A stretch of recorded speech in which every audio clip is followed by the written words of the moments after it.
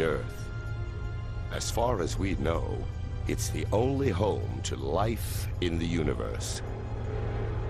So what makes our planet so special? To find answers, we must travel back in time. See the first humans walk the Earth. Ride each colliding continent. Face killer dinosaurs.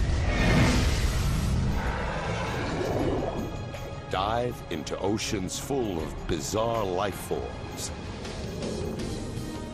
Feel the bitter chill of global ice ages. And experience the fury of cosmic missile attacks.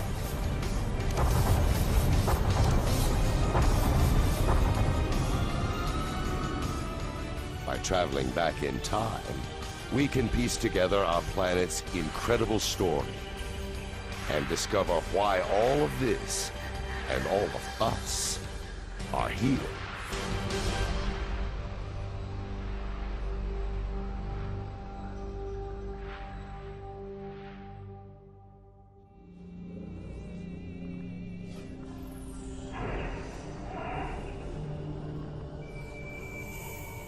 The journey starts almost 5 billion years ago. There's no sign of Earth just yet. Only the sun, a newborn star surrounded by dust.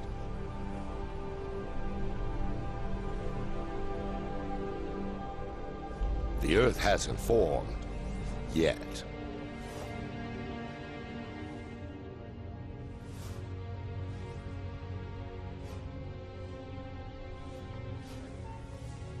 But through time, gravity pulls the dust into tiny rocks.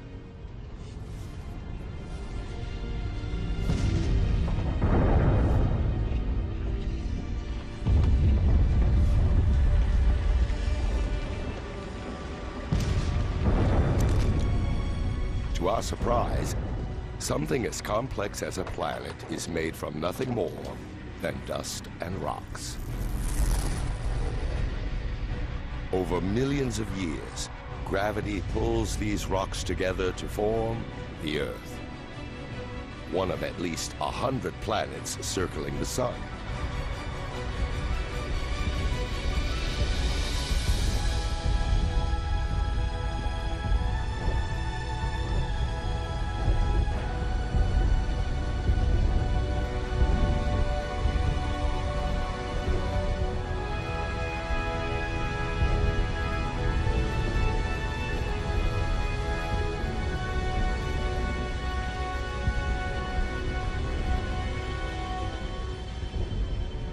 But 4.5 billion years ago, Earth looks more like hell than home.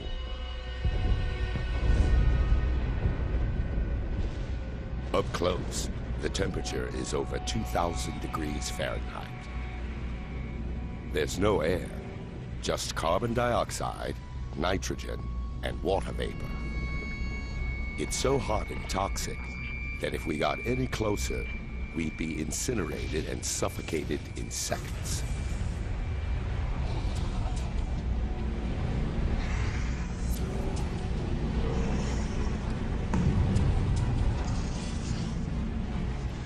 This newborn planet is a boiling ball of liquid rock.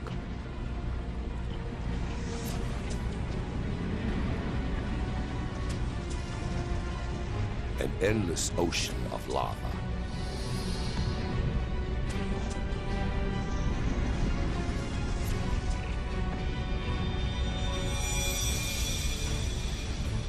A young planet called Theia is heading straight for Earth. The size of Mars, it travels nearly 10 miles per second, 20 times faster than a bullet.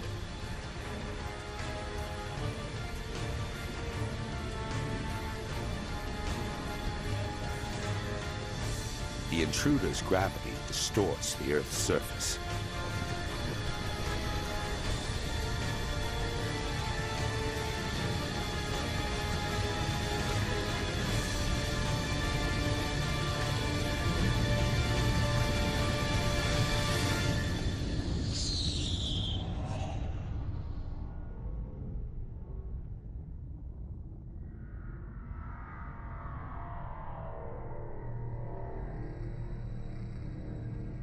the blast wave races around the planet.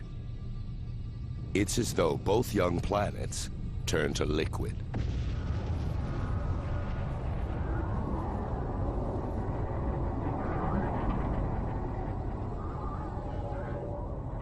Trillions of tons of debris blast out into space.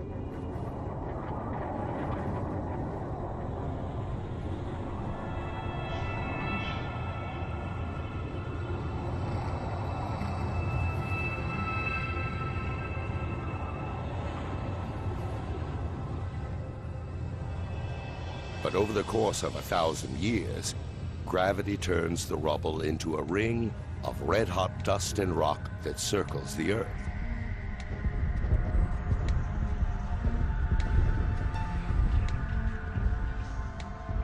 From this ring, a ball forms, over 2,000 miles wide.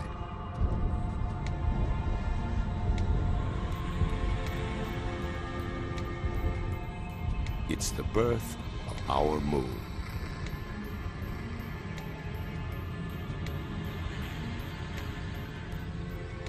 But it's much closer than the moon today. Just 14,000 miles away, instead of 250,000 miles.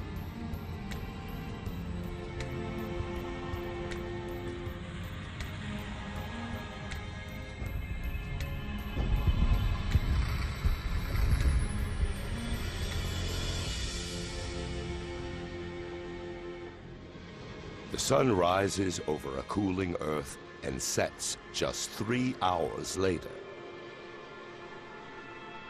The Earth is spinning so fast that an entire day lasts 6 hours.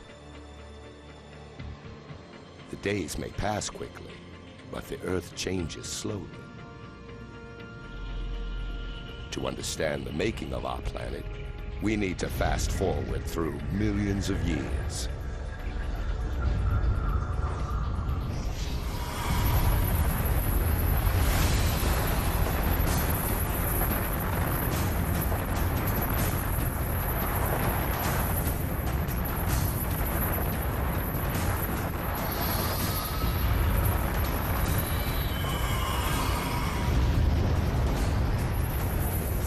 $3.9 billion years ago, a hail of meteors attacked the Earth. It's debris left over from the solar system's formation.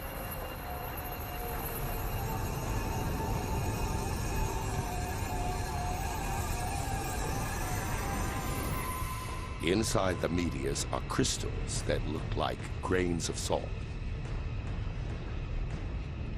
And inside the crystals are minute droplets of water.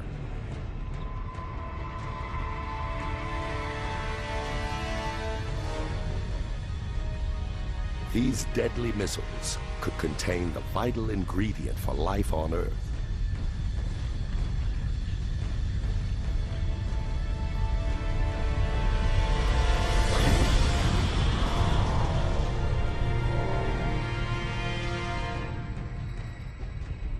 Only a small amount of water exists inside each meteorite.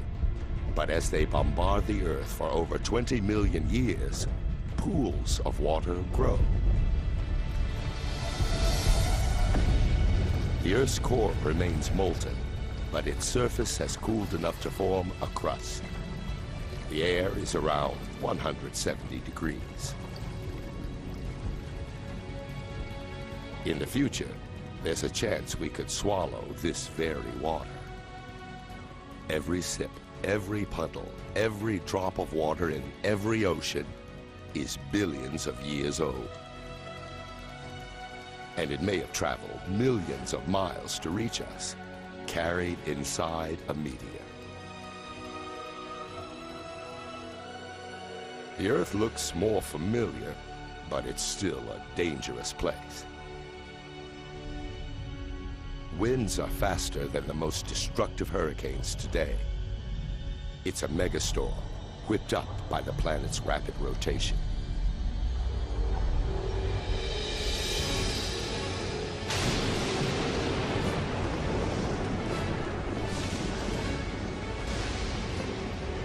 The moon is so close to Earth that its gravity is overwhelmed, creating huge tides that race across the planet's surface.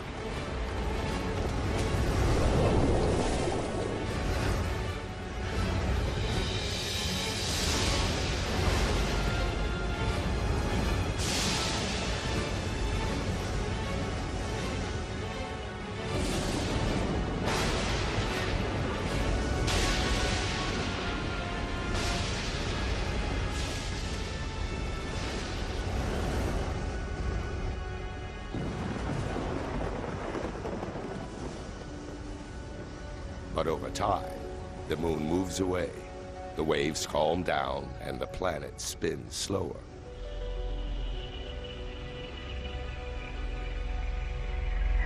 "700 million years after the planet's birth, life-giving water covers its surface.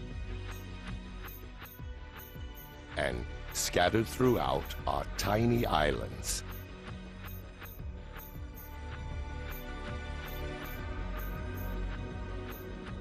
They seem to have appeared from nowhere. So how did they get here?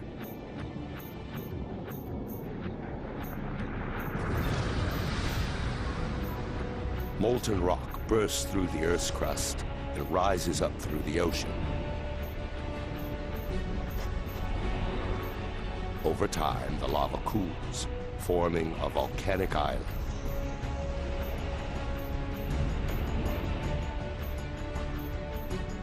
In the future, these islands will join together to form the first continents. Earth now has water and land. It's beginning to look like the planet we call home. But the atmosphere is still toxic, and the temperature is scorching.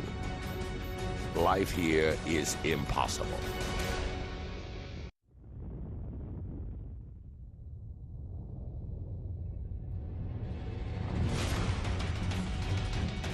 Since the planet's formation, meteors have been pummeling Earth. But now, 3.8 billion years ago, the assault enters a violent new phase. Some things disturb the orbits of these meteorites.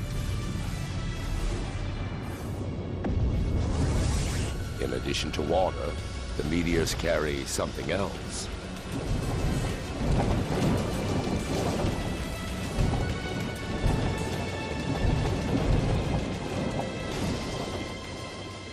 As they dissolve, the meteorites release minerals. Carbon and primitive proteins made of amino acids are transported from outer space to the bottom of the ocean.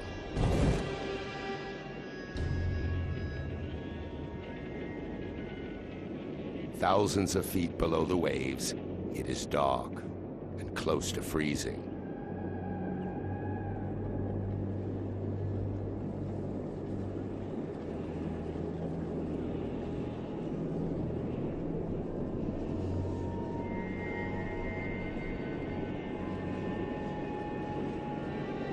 But a dramatic illusion is taking shape.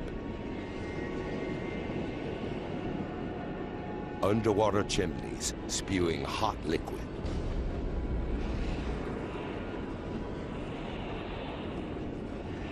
Seawater seeps down into the earth through cracks in the crust, collecting minerals and gases along the way.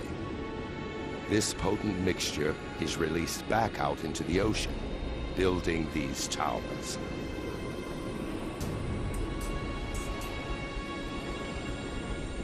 Combined with the minerals and chemicals from the meteorites, the water becomes a chemical soup. It's impossible to know how or when, but somehow these chemicals come together to create life. The water is now full of microscopic organisms. These single-cell bacteria are the earliest forms of life on Earth.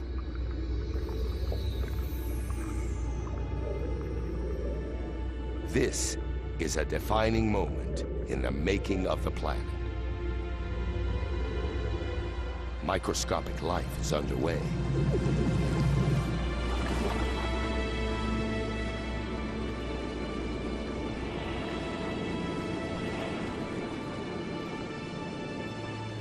For hundreds of millions of years, nothing changes. The only life is single-celled bacteria.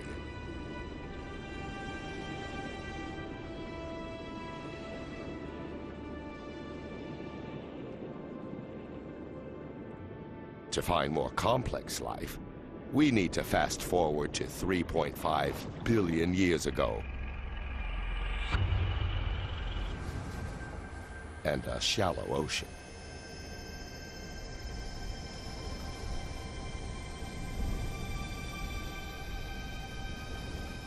These look like rocks, or even plants, growing out of the seabed. Each mound is a colony of living bacteria called a stromatolite.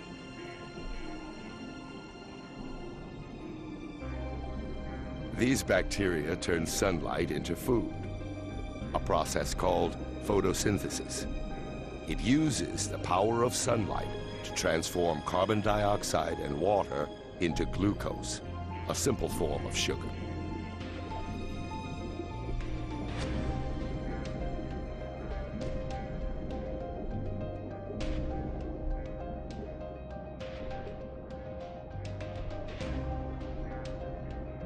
And this magical transformation releases a byproduct, a gas called oxygen. Underwater, the stromatolites slowly fill the oceans with oxygen.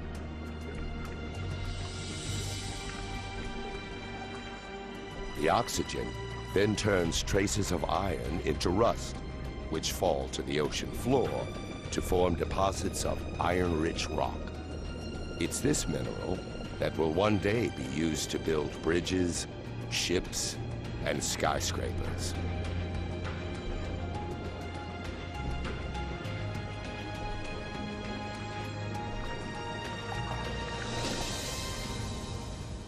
Above the waves, the oxygen transforms the atmosphere. These stromatolites are creating the most important element for life on Earth. Without them, virtually every living thing wouldn't exist.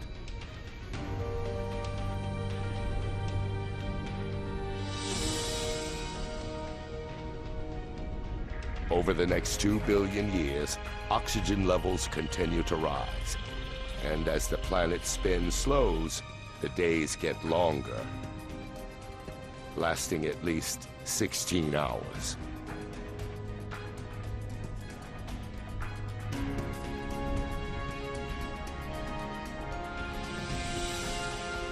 Three billion years after the planet's birth, there's still no complex life.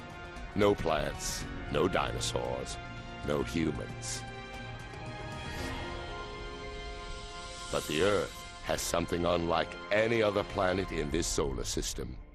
A force with the power to change everything.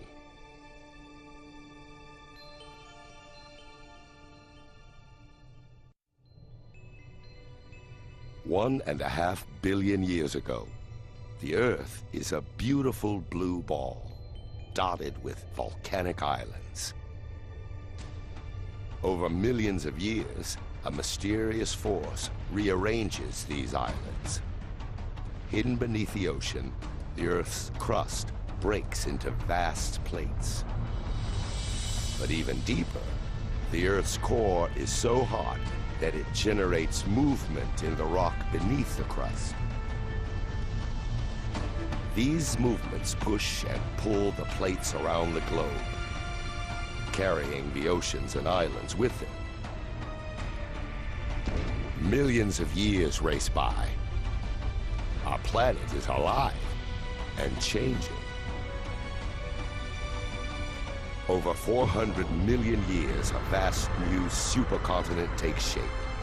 It's called Rodinia.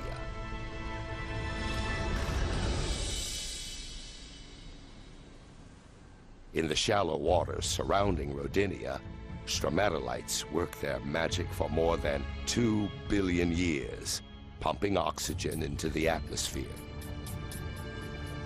The temperature is 85 degrees, and the days are 18 hours long.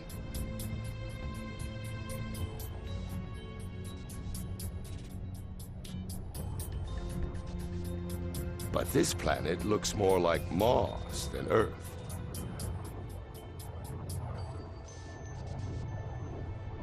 To find life, we must fast forward through time.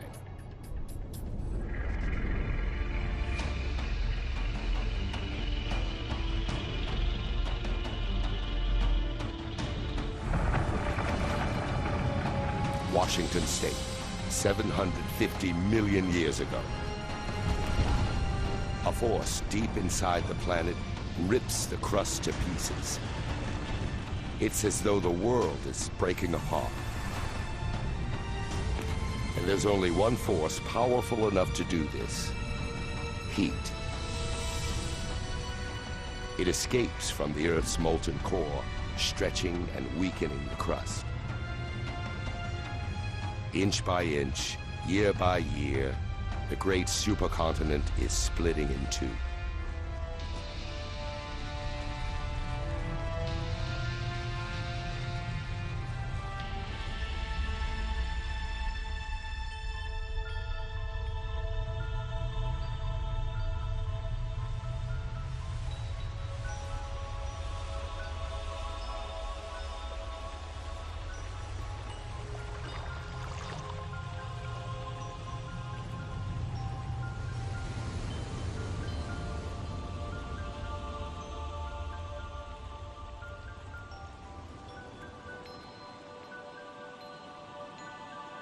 The intense geological activity spawns a mass of volcanoes.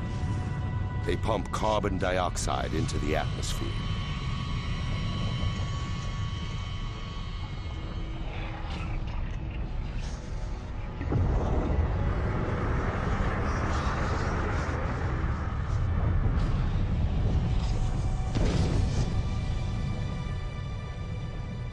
The carbon dioxide mixes with water and creates acid rain.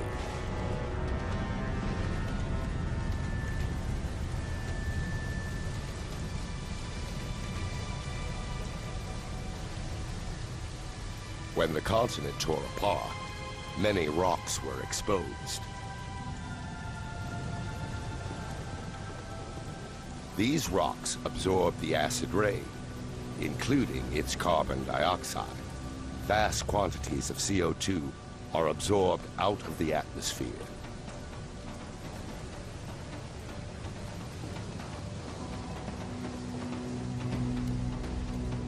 Now, there's not enough carbon dioxide in the air to trap the sun's heat around the planet. In just a few thousand years, the temperature plummets to around -60 degrees. This frozen wasteland is southern Australia, 650 million years ago.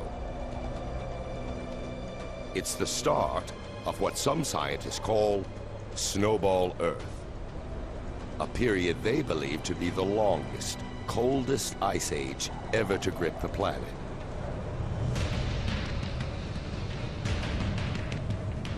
A vast wall of ice looms thousands of feet high.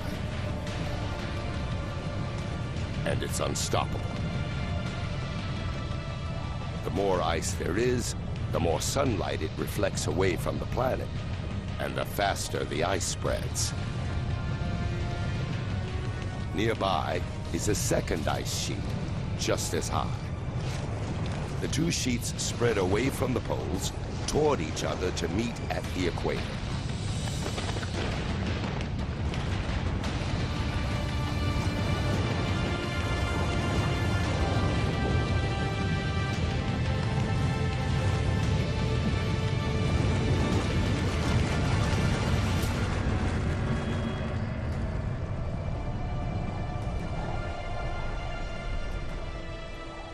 Now, an ice sheet up to 10,000 feet thick covers the entire planet. Earth first began as a molten ball of fire. Now it's a frozen ball of ice. Virtually all the sun's light and warmth reflects back into space.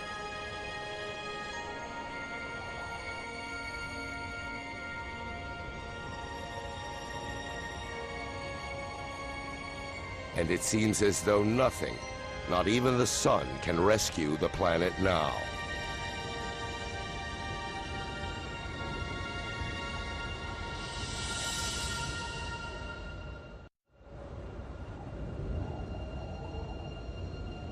$650 million years ago, ice entombs the planet. For 15 million years, the Earth is a vast frozen snowball. But it can't last forever. Something must release the Earth from this frozen prison. And when it does, who knows whether life has survived beneath the ice? The surface is frozen, but the core is still hotter than the sun's surface.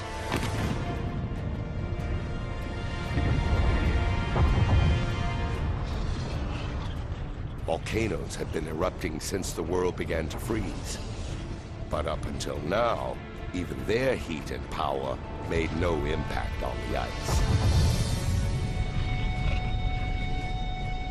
Volcanoes pump out billions of tons of carbon dioxide. Before the Big Freeze, the Earth's rocks absorbed most of the CO2.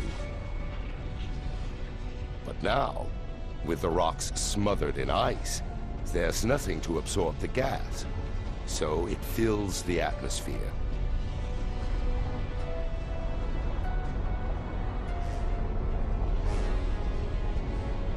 Like a blanket, it traps the sun's warmth around the planet, allowing the temperatures to rise. Now, after 15 million years, the ice begins to melt.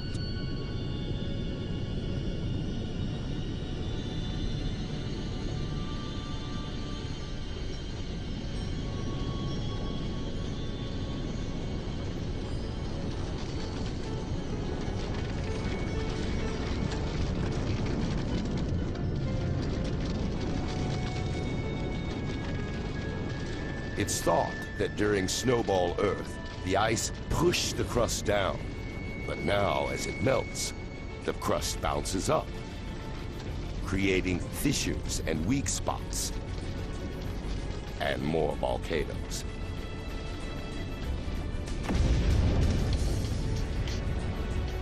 The volcanoes release more carbon dioxide and push the temperature up even higher.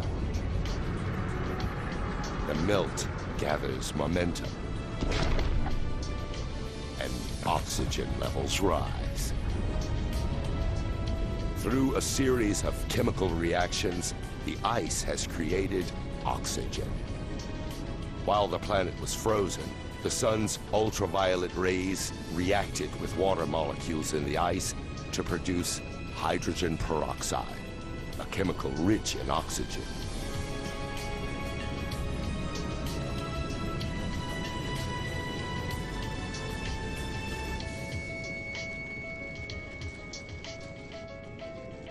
Now, as the ice melts, the hydrogen peroxide breaks down and releases massive amounts of oxygen.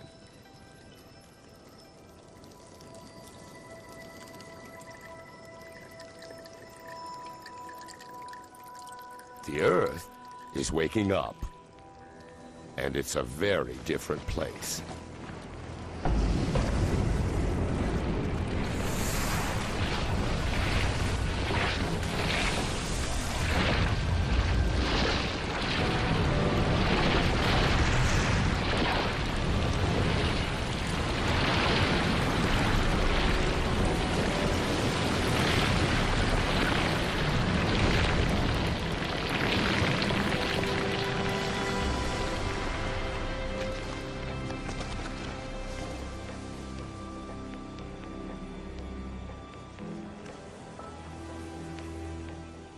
600 million years ago, the atmosphere is warmer, like a summer day. And the days are about 22 hours long.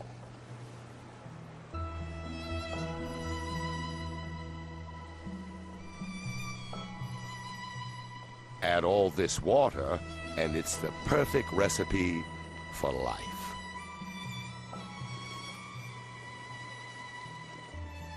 Before Snowball Earth, primitive bacteria emerged in the oceans. But surely they couldn't have survived an ice age 75 times longer than the entire span of human history. If something has survived, then life may be found where it was last seen, in the oceans.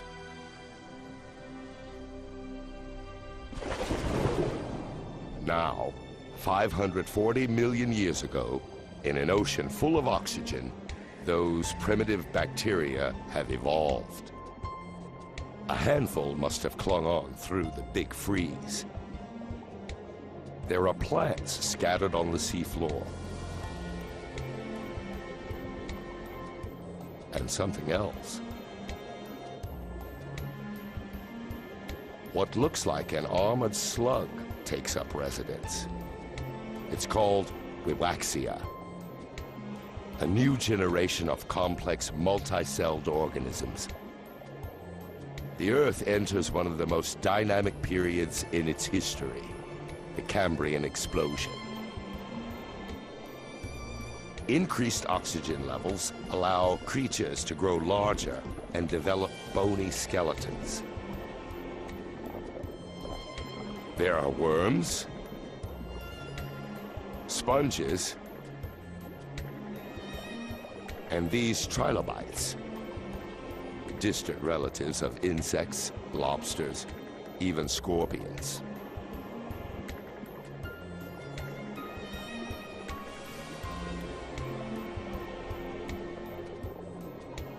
Life in the oceans blossoms. From microscopic bacteria to monsters.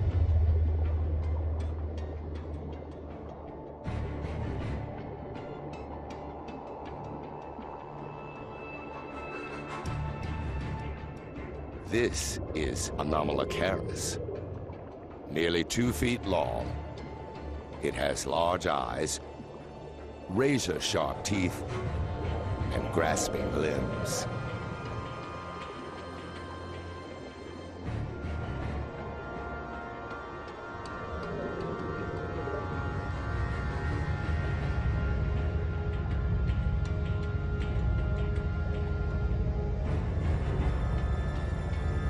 All it has to do is take its pick.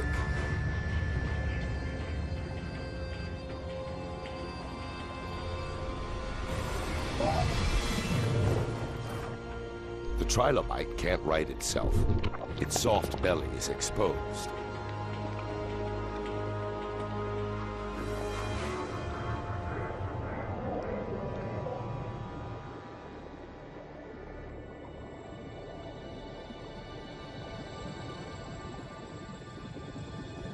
Also found in the sea is Pikaia, only 1.5 inches long.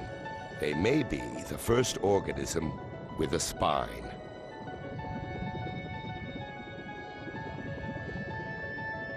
Over millions of years, this simple structure will evolve into the spine that keeps us standing.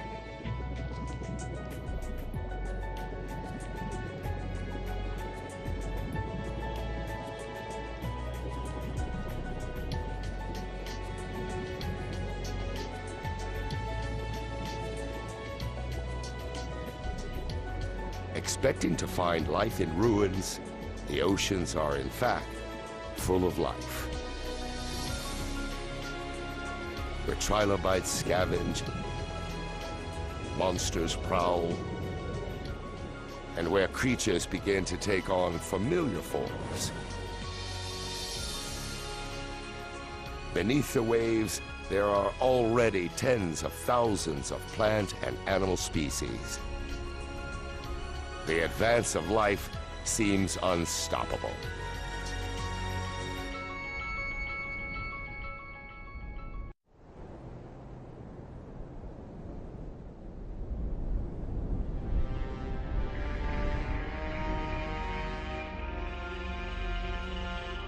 460 million years ago, the plates had been moving again. A new continent now exists, Gondwana. It's 90 degrees and oxygen levels are close to what they are today. The land should be covered with plants and crawling with creatures. But there's not much here, besides a few patches of algae.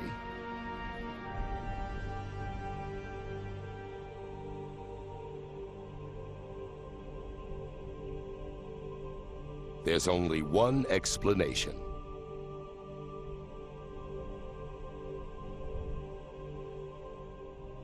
The sun. It blasts the surface with deadly radiation. So the complex life in the ocean doesn't stand a chance on land.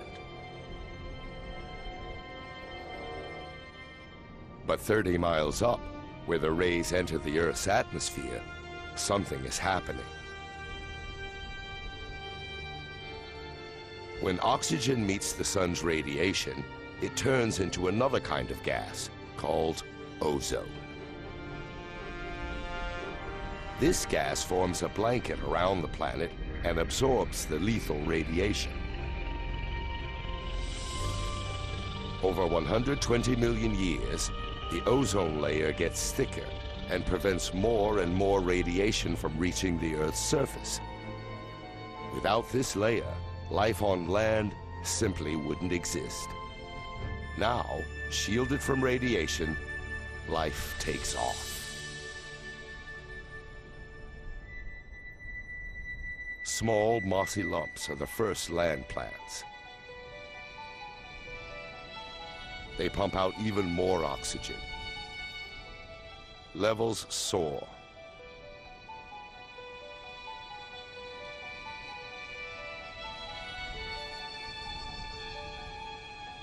$375 million years ago, a new species lives in the water. Swimming.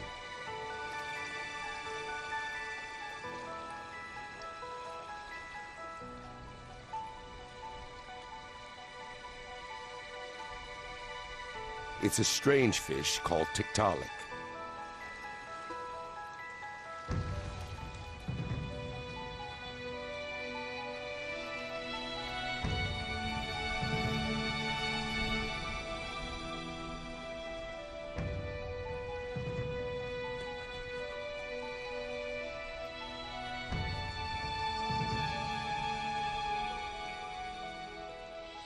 It uses its neck to raise itself up.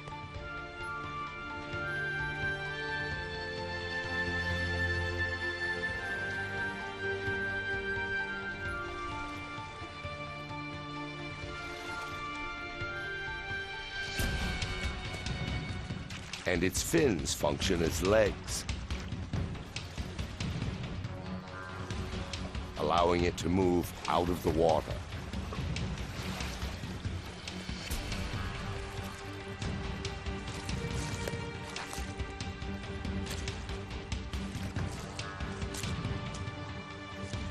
This is one of the most important moments in the making of our planet. Over 15 million years, creatures like these evolve. They grow stronger limbs and spend more time out of the water, where plant life is exploding. Until 360 million years ago, their relatives, called tetrapods, make the land their home. From tetrapods, four-legged vertebrates evolve into dinosaurs, birds, mammals, and eventually, humans. There are mosses and ferns everywhere, some at least 100 feet tall. A seed is carried by the wind.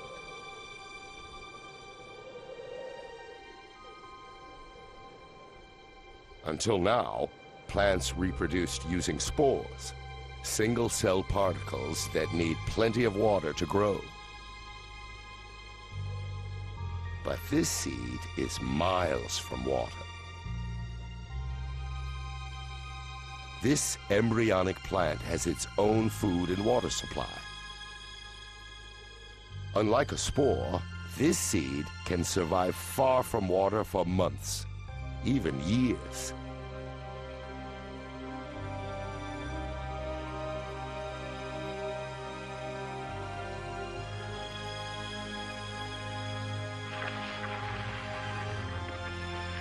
The humble seed spreads life across the planet, and each tree and plant pumps out even more oxygen.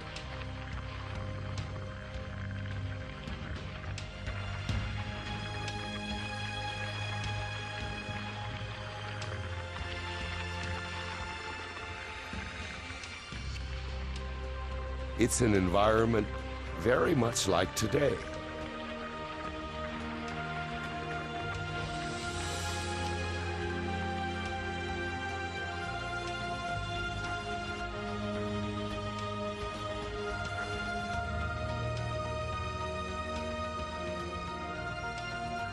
The planet has come a long way, from a lump of burning rock and dust to a blue and green world bursting with life.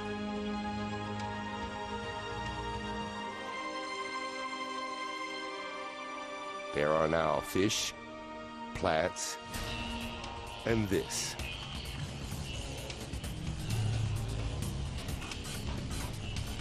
The dragonfly. It's called Meganeura. This insect is the size of an eagle. What were once legs have evolved into wings, extending the dragonfly's hunting territory over a vast area.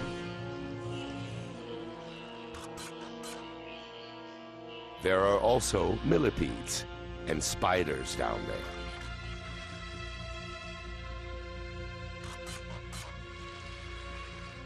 These creatures, called arthropods, were among the first to set foot on land hundreds of millions of years ago.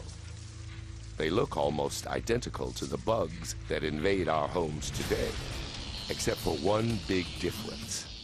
Like the Meganeura, they're monsters. It's a world full of giants, where millipedes are 6 feet long, and scorpions are the size of wolves. This is because the oxygen level is much higher than it is today, which allows their respiratory systems to be more efficient, fueling their bodies to grow larger.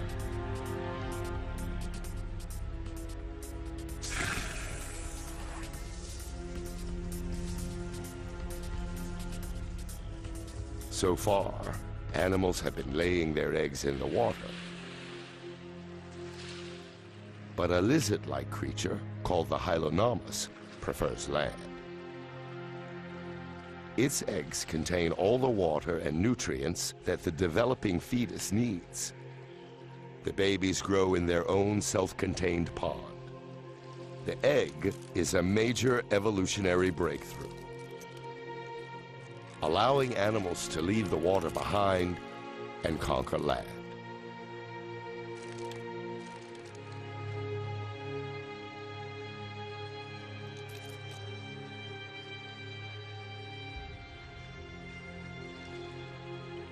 This baby Hylonomus leads the advance. As a new creature, the reptile.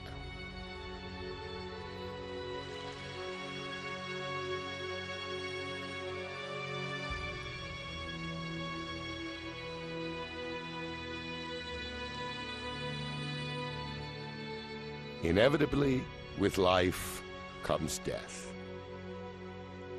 Dead plant matter builds up and decays into dense, soggy layers.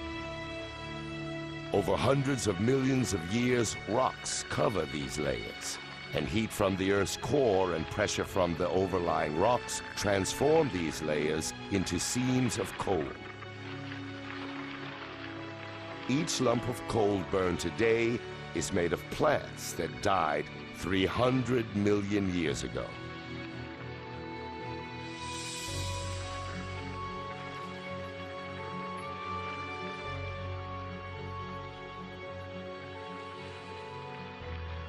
Amidst the decay, hidden from sight, life is stirring. Soon, seeds will germinate, plants will grow, and this wasteland will live again. Life seems to have conquered the planet.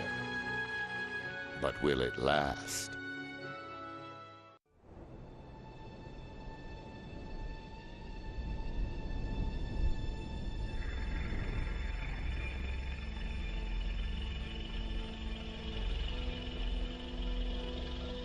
A herd of creatures graze the Siberian plains. And they are big.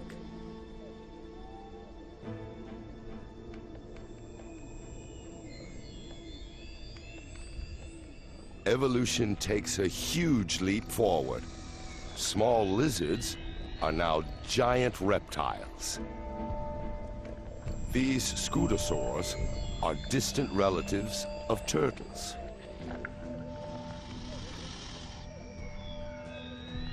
If these plant eaters look tough, the carnivores must be seriously mean.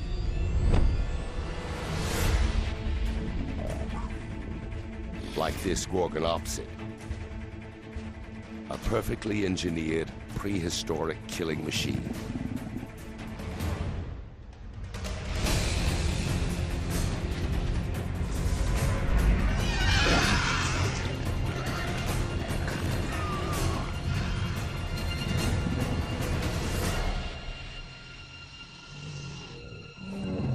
The Gorgonopsid's saber teeth wound the scutosaur.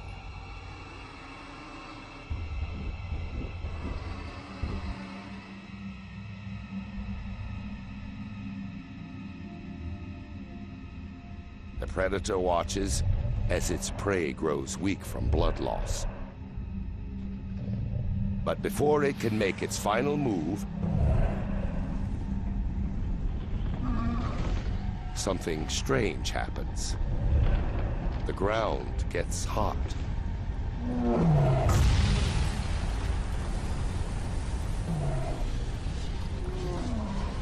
Enormous pressure builds beneath the surface, and lava spews into the air.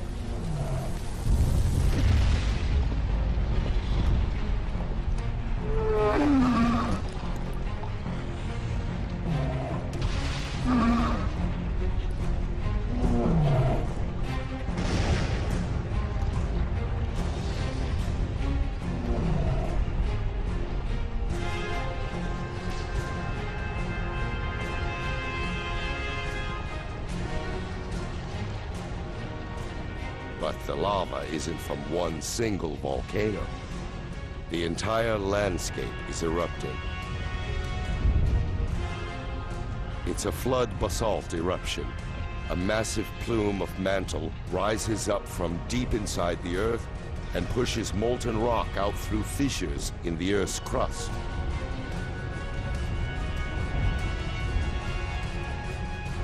The lush paradise is now a lifeless hell.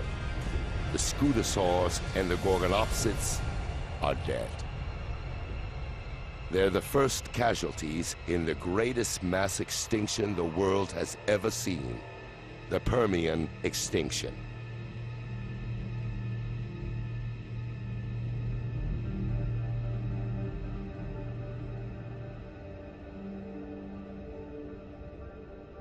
On the other side of the continent Gondwana, nothing's changed. Yet.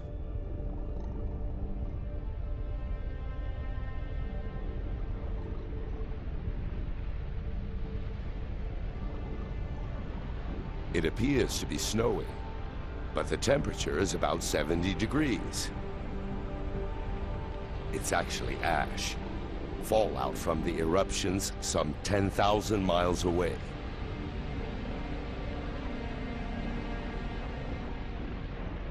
The ash burns and suffocates the animals, killing them around the world.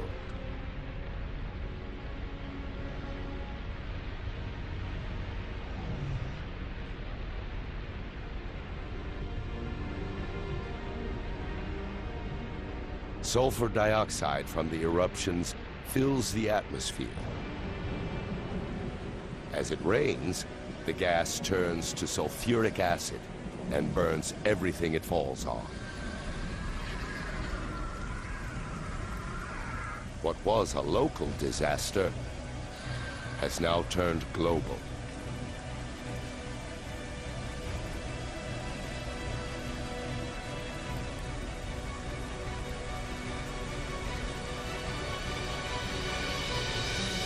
The Siberian eruptions increase the Earth's carbon dioxide levels. The atmosphere gets hotter. Water evaporates. And vegetation dies.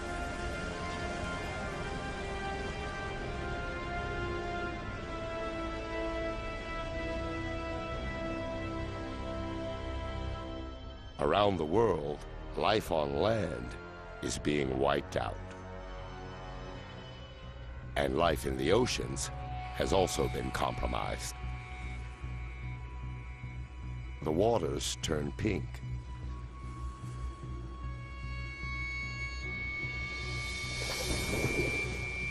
Plants, trilobites, and predators disappear.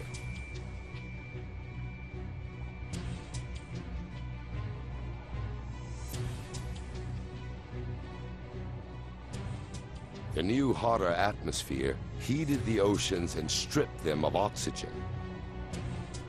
Now this pink algae is one of the few life forms that can survive in the stagnant water.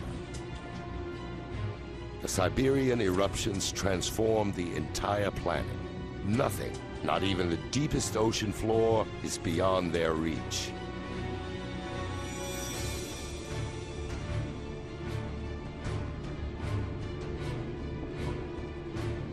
Bubbles of methane gas escape from beneath the seabed.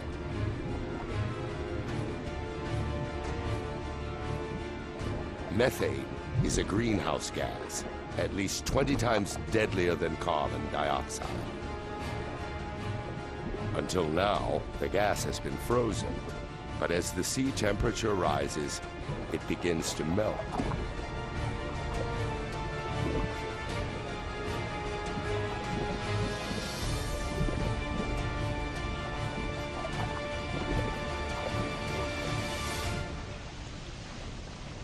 Released into the atmosphere, this powerful gas pushes up temperatures even further.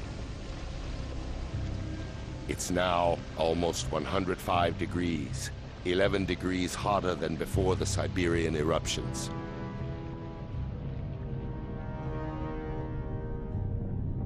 Creatures that survived the initial destruction now face a new and deadly environment. Few will live. It's been 500,000 years since the eruptions first began, and all this time, the lava's been pouring out. By now, it covers an area the size of the United States, with a layer of molten rock nearly 4 miles deep.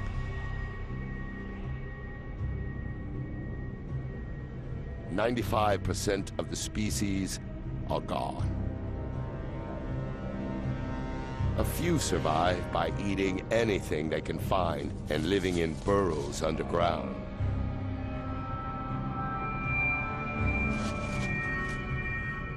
But everything else is dead. 250 million years ago, the Earth reverts back to an almost lifeless planet. But that's about to change again.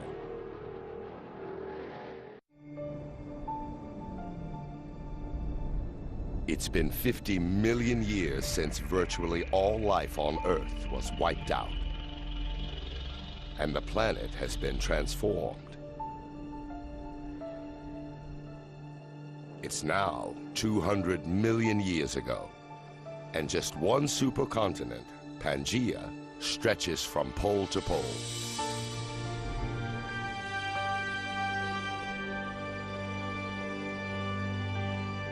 After the trauma of the mass extinction, the planet heals. Temperatures stabilize. The acid rain neutralizes and vegetation returns. With 95% of all life on Earth wiped out, the field opens for a new species to emerge. One that will dominate the planet like no other.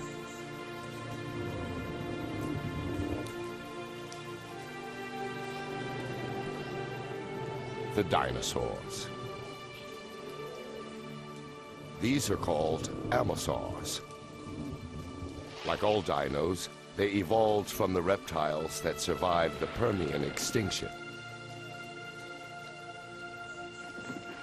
At 15 feet tall, their size makes them slow and vulnerable.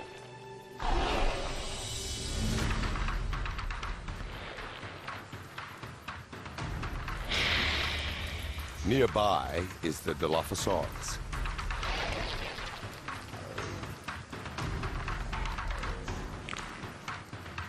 It's small and fast.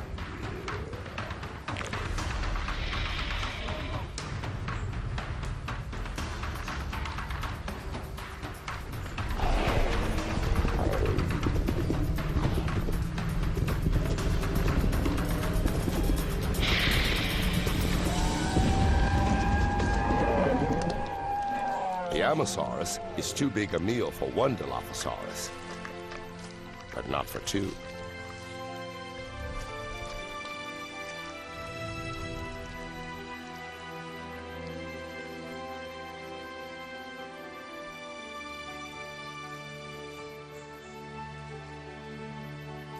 The dinosaurs have repopulated the Earth, but no species can tame this restless, volatile planet.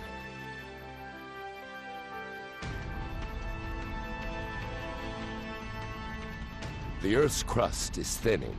It's releasing lava and shaking with earthquakes, as if being stretched by some unseen force.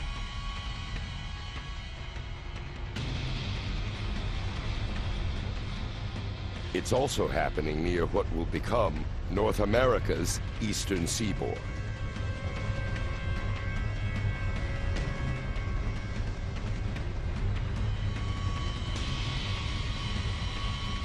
The Earth's plates are on the move again. 190 million years ago, the great supercontinent of Pangaea tears apart.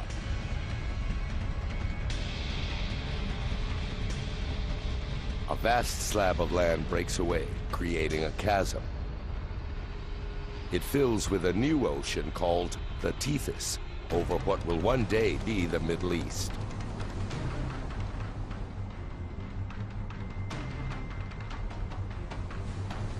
Currents push nutrients up into the coastal waters.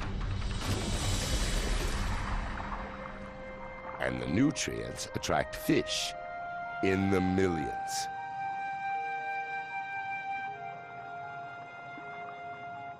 But again, with so much life, also comes death. Dead fish and plankton carpet the ocean floor. Over the next 10 million years, layers of rock will bury and heat the dead creatures. Ancient fish and plankton will become oil.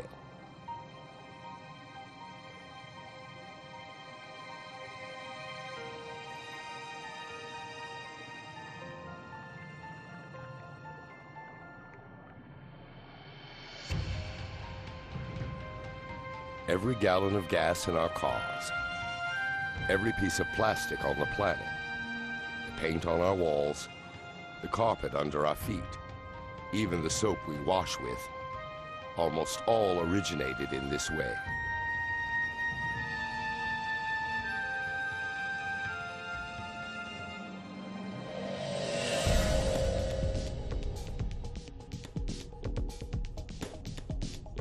"180 million years ago, the North American plate is still moving away from the European and Asian plate.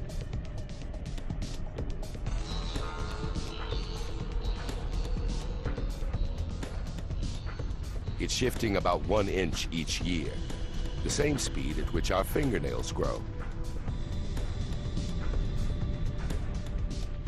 But fast forward 35 million years, and a new ocean forms, as well as new continents.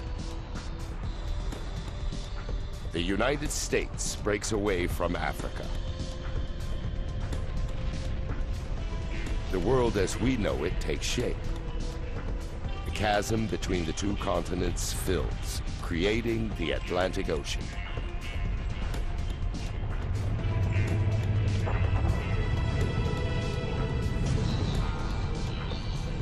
And in the middle lies a volcano.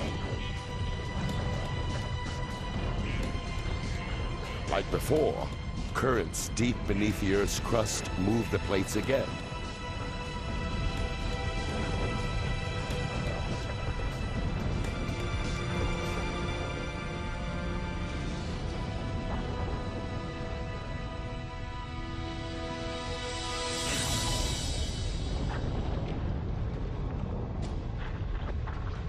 The entire seafloor tears in two and is pushed up into a ridge of mountains and volcanoes. It grows higher than the Himalayas and longer than the Rockies. The water here is hot, as molten lava forces its way out from deep inside the Earth. As the lava cools, it creates a new range of volcanic mountains and a new ocean floor. Pangaea breaks apart, and our world rearranges again.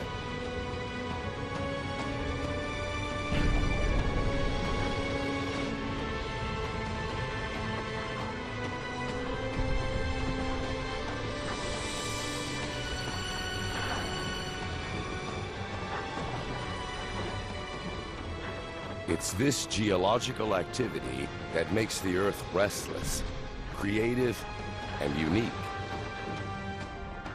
And every time the planet reinvents itself, its inhabitants adapt and evolve.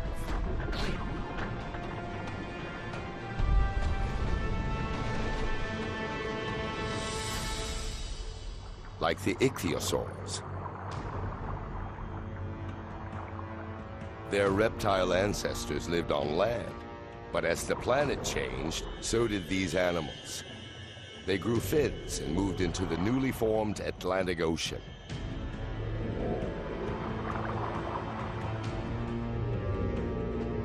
This one is 20 feet long and can travel at a quick 25 miles an hour.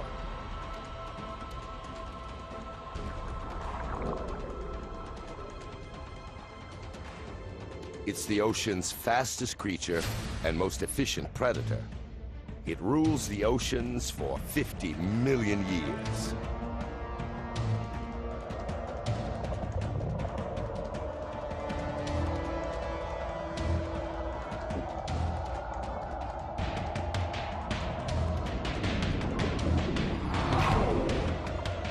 But now, there's a new contender.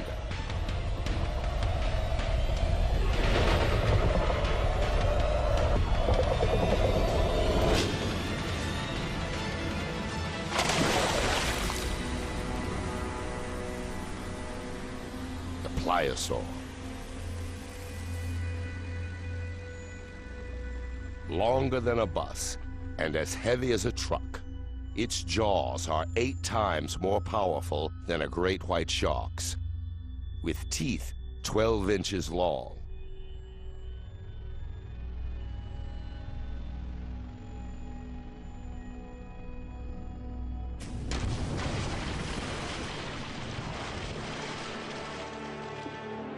The Earth and its inhabitants have changed beyond recognition. This was once solid ground. Now it's the Atlantic Ocean. The very spot where Amazons grazed and Dilophosaurs stalked their prey. The dinosaurs' world may be different, but they're as dominant as ever. They appear invincible.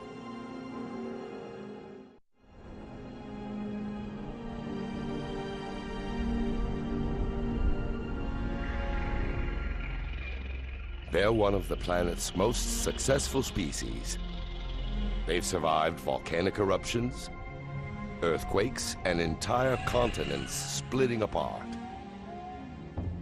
The dinosaurs have thrived for 165 million years.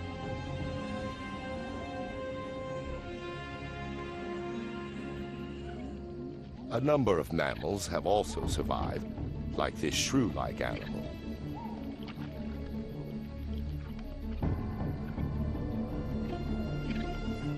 They're prey to the dinosaurs, so they live in trees or underground and venture out only at night. Mammals pose no threat to the dinosaurs.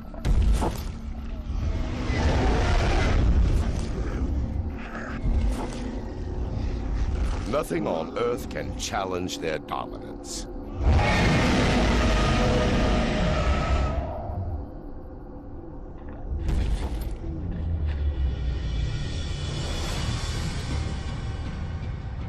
Nothing on Earth.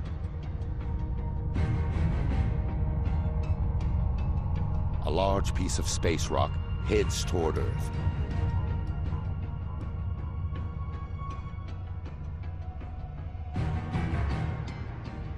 This asteroid is at least 6 miles across and traveling over 40,000 miles an hour. It's bigger than Mount Everest.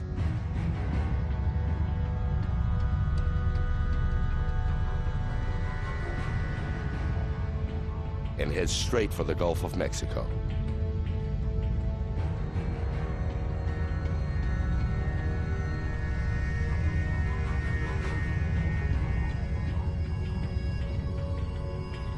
It travels so fast that its impact would be missed in a blink of an eye.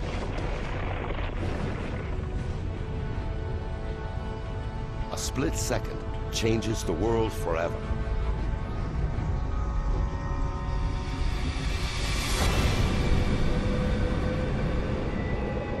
At impact, the asteroid's back edge stands at 35,000 feet.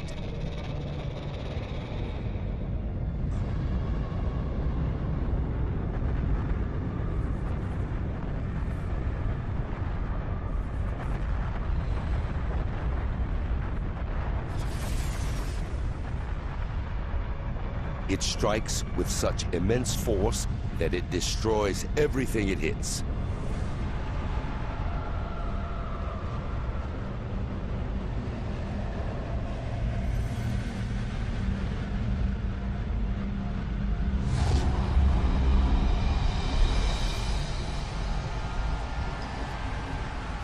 The asteroid itself instantly vaporizes.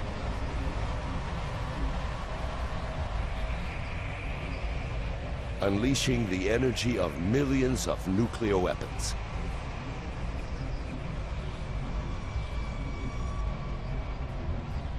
Nowhere is safe, with debris flying everywhere.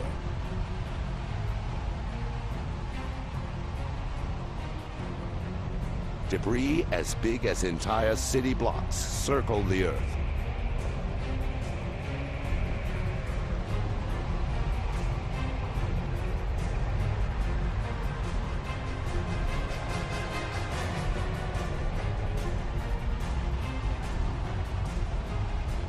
The blast wave races out from the impact zone like shrapnel from an exploding bomb.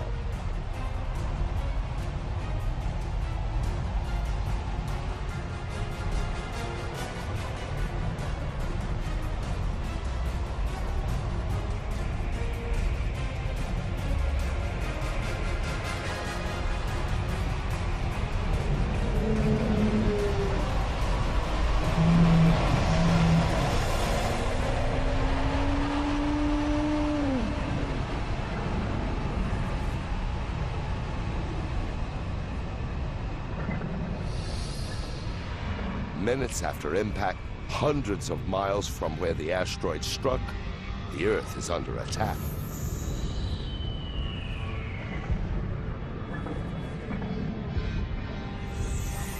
Boulders rain down.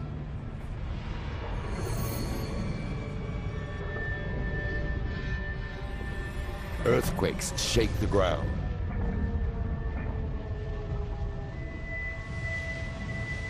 and tsunamis batter the coasts.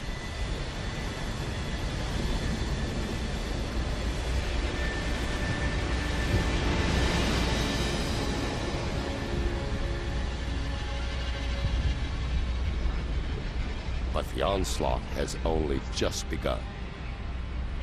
The plume of molten rock and dust spreads out and engulfs the planet. The entire sky acts like a giant lamp.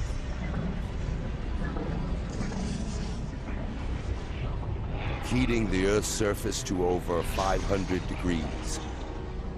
Vegetation spontaneously ignites.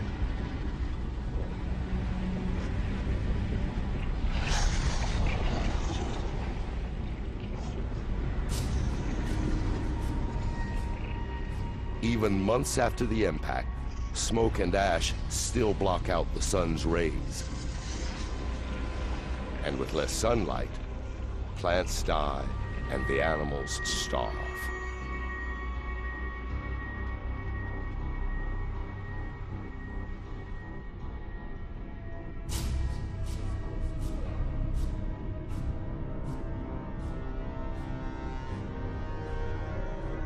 "65 million years ago, the impact has blasted, stoned, and burnt the dinosaurs.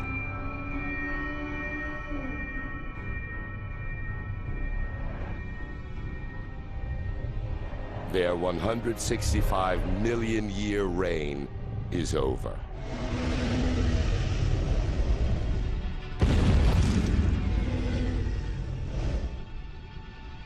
But the dinosaurs' demise brings opportunity for another species.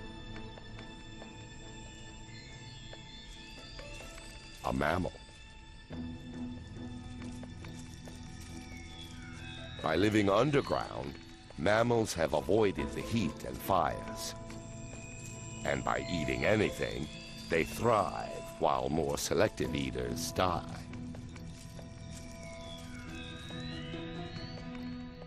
They're the unlikely inheritors of the dinosaurs' crown.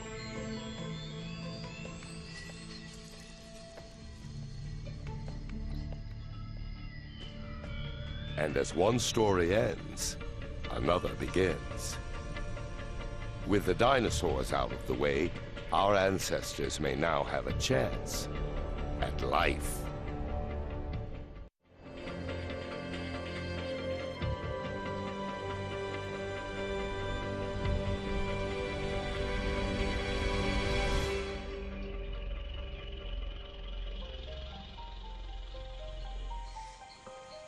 The dinosaurs are long dead. The planet is peaceful.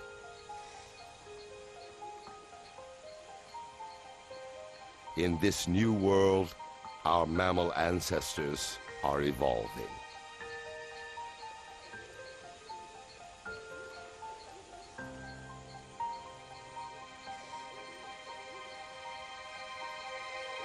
"47 million years ago, this lake, in what will one day be Germany, is the perfect place to spot them."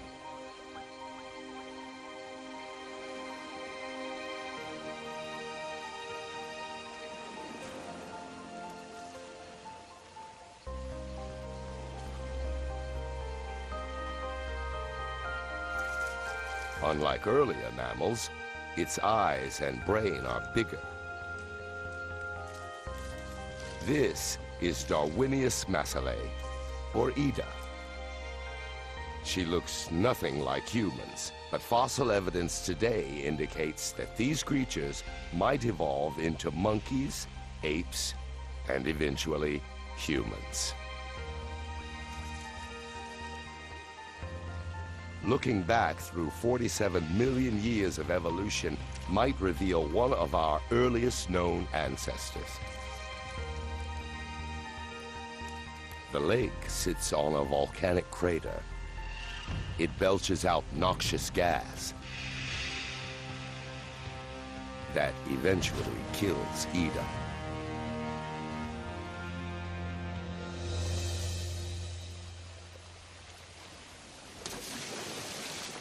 The lake preserves her in its oxygen-depleted depths.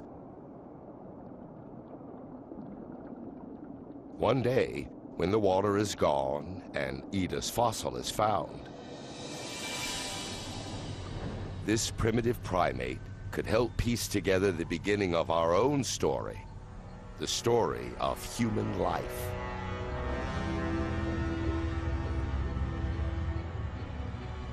We're closer to understanding how everything we've seen, from ocean bacteria through walking fish and subterranean rodents, leads to us. And to understanding how our planet was made. 47 million years ago, the atmosphere is much like today.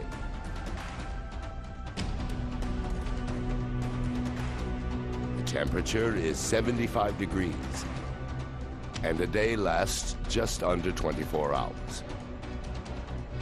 The Earth is now almost identical to the planet we call home. Almost.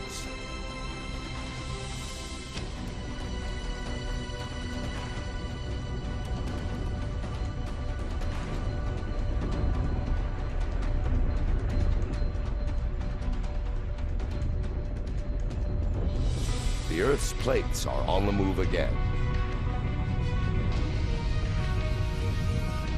India moves north toward Asia.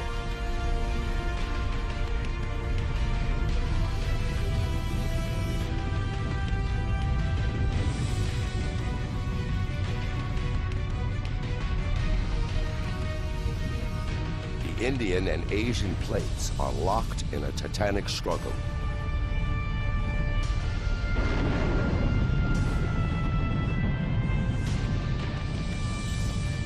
Neither plate is winning.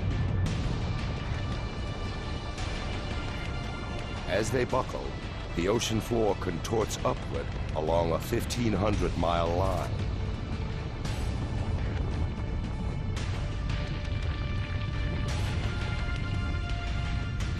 A vast mountain range rises up over 27,000 feet.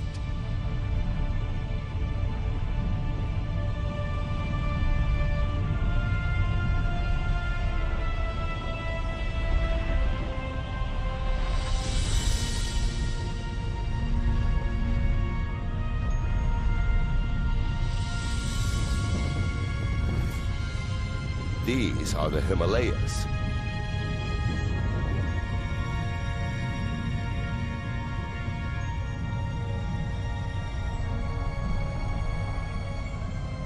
And the highest mountain of all, Mount Everest.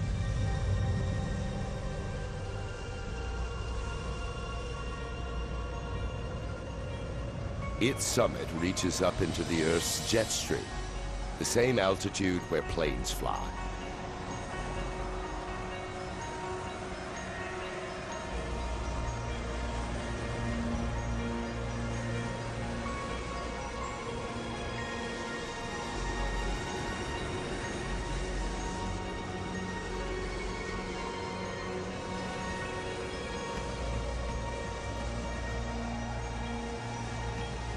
When the snow on the peaks melts, it feeds rivers like the Ganges, Indus, Yellow, and Yangtze.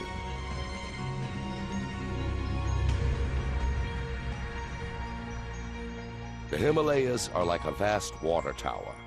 One day, their rivers will supply water for almost half the world's population.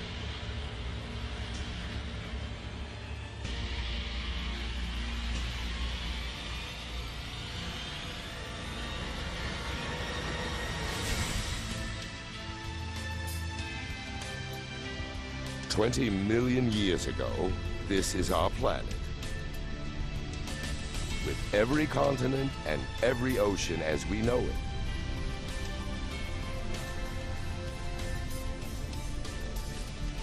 Except one thing is still missing: the human race.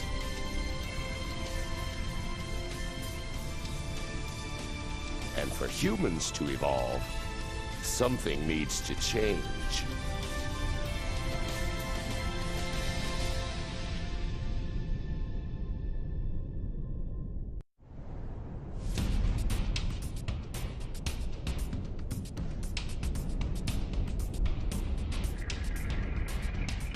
Along the African coast, a great rift opens up.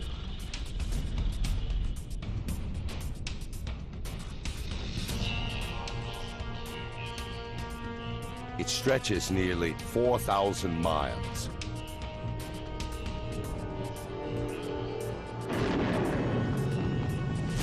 With mountains growing along its edge.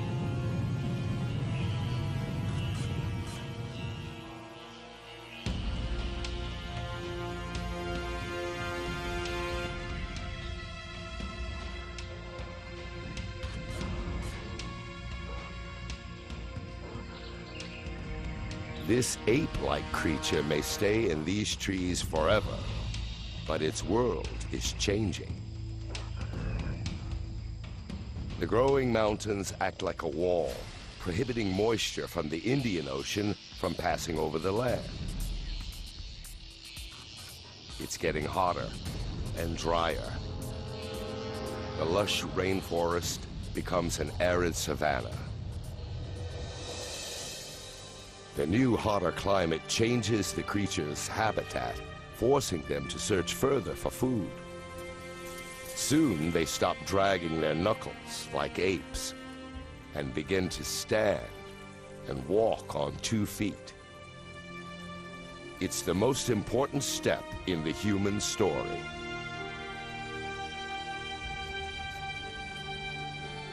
This mountain range could be the reason humans walk on 2 feet.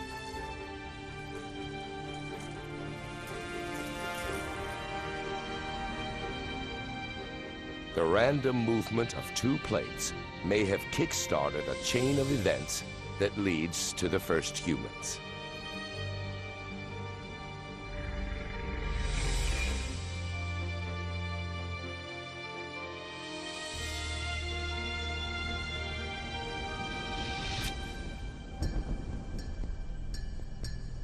A man and child, a scene very much like today, but it's 1.5 million years ago. They are an early species of human called Homo erectus. And these are the first footprints like our own. Civilizations past and present. Everyone that's ever lived. The greatest inventions, the most brilliant ideas, human history in all its complexity and splendor begins here and now.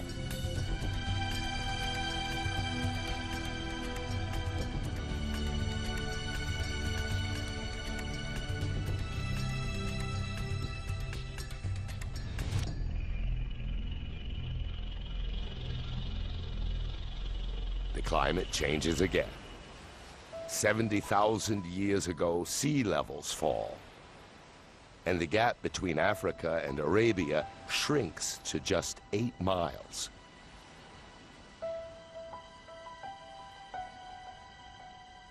The Red Sea is now narrow and shallow enough for a small group to cross out of Africa. They're another later species of human called Homo sapiens.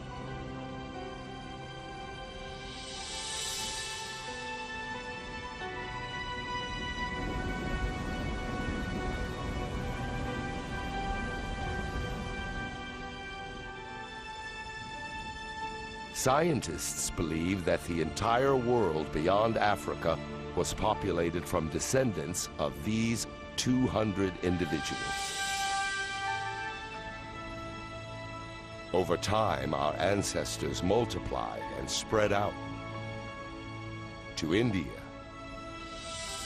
onto Asia, and into Europe.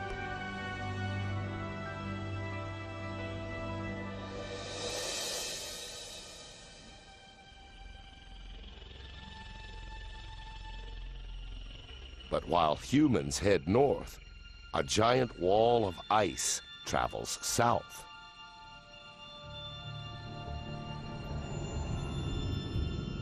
Europe, 40,000 years ago. Homo sapiens arrive, only to find a world that's quickly changing. It should be the height of summer, but it's getting colder. The plants are frostbitten, and the rivers are frozen. Natural changes in the Earth's orbit, CO2 levels, and the flow of warm water around the planet conspire to lower the Earth's temperature. The Earth and its inhabitants enter an ice age. Glaciers as high as skyscrapers creep over the northern hemisphere about a foot every day. Slow and powerful, they sculpt the landscape, gouging out great depressions. The planet will never look the same again. Now, around 20,000 years ago, they grind to a halt. Much of the northern hemisphere is covered by ice sheets up to 1.5 miles thick.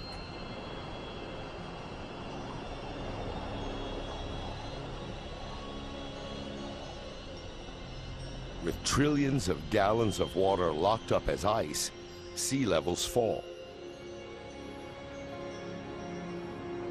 A strip of land emerges from the ocean between Siberia and Alaska.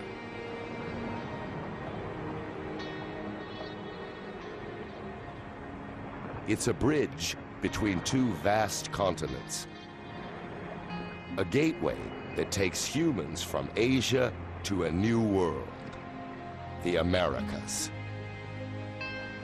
They're the last great continents to be colonized, the last great human migration, and the first Americans.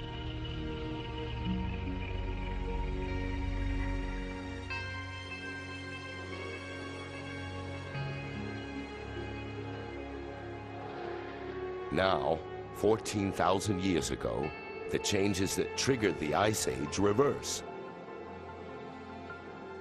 As the ice retreats, it reveals a very different northern hemisphere. The huge depressions that the glaciers create fill with water to become North America's Great Lakes.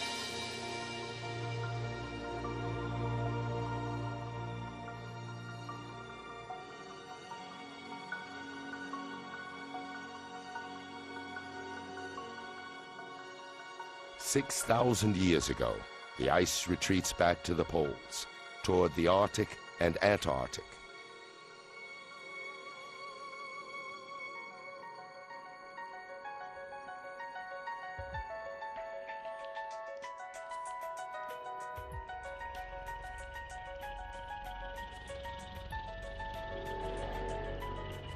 After a 4.5 billion year journey, we're finally home.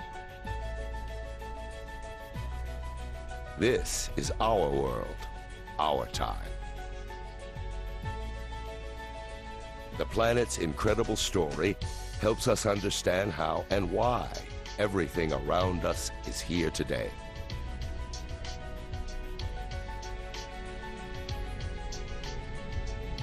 From the skies above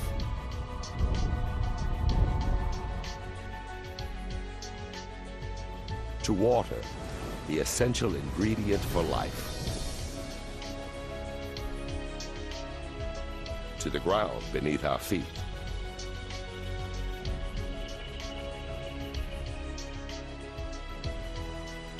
and finally, life. A chain of catastrophes and coincidences, creating a spectacular result. Each triumph and disaster is a step leading to here. To each and every one of us, right now. But the Earth's story isn't over. This journey is only half the story. A lot more is yet to come. The Earth will live for at least another 4.5 billion years.